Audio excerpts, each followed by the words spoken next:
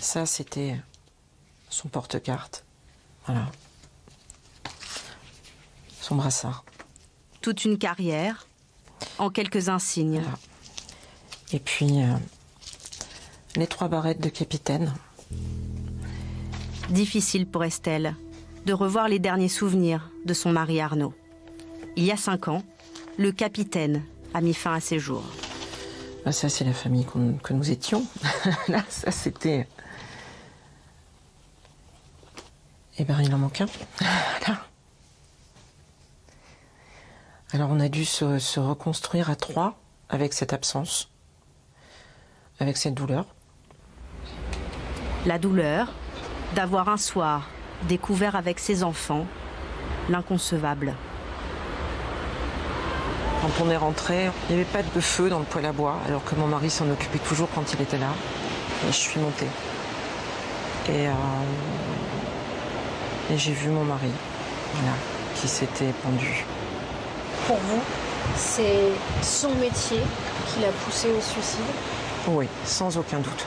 Il était usé physiquement parce que les astreintes de nuit s'ajoutaient au service de jour. Et elles étaient de plus en plus nombreuses du fait d'un sous-effectif chronique.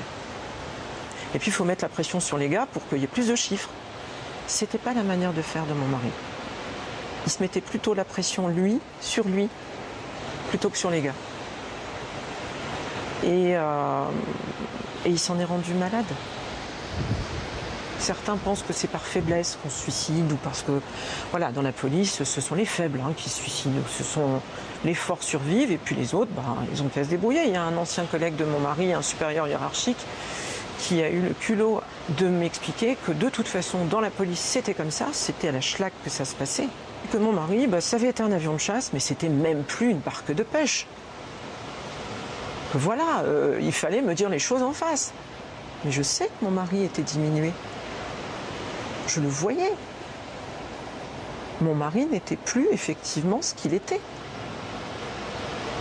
Mais oser dire que c'est normal dans la police de mourir parce qu'on est faible, non.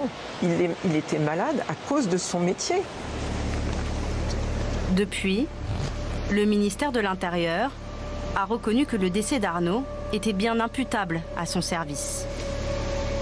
De son côté, Estelle multiplie les procédures pour faire reconnaître la responsabilité de la hiérarchie de son mari. Ces procédures, elles nous ont permis, enfin moi en tout cas, elles m'ont permis de survivre.